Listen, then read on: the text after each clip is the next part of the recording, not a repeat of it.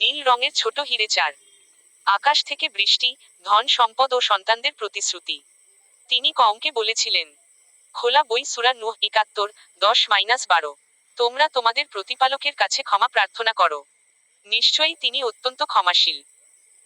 তিনি তোমাদের প্রতি আকাশ থেকে প্রচুর বৃষ্টি বর্ষণ করবেন এবং তোমাদের ধন সম্পদ ও সন্তান সন্ততি বৃদ্ধি করবেন, এবং তোমাদের জন্য বাগান ও নদীসমূহ প্রস্তুত করে দেবেন। নীল রঙের ছোট হিরে 5। কওমের অবাধ্যতা ও আল্লাহর আদেশ।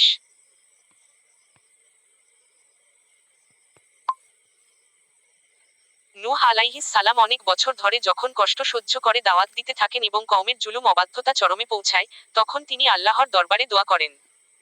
খোলা বই সূরা নূহ ৭১, ২৬। হে আমার রব, আপনি দুনিয়াতে অবিশ্বাসীদের মধ্যে কাউকেই বেঁচে থাকতে দেবেন না। নীল রঙের ছোট হিরে 6। নৌকা নির্মাণ ও বন্যা। আল্লাহ তাকে নির্দেশ দিলেন একটি বড় নৌকা তৈরি করতে।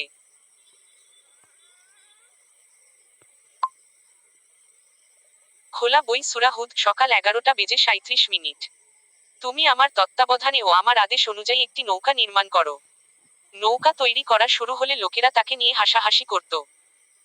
কিন্তু এক সময় আল্লাহর আযাব শুরু হলো, আকাশ থেকে বৃষ্টি, মাটির নিচ থেকে পানি, সব জায়গা থেকে পানি বেরিয়ে এল। বিশাল বন্যা পৃথিবী ঢেকে ফেলল।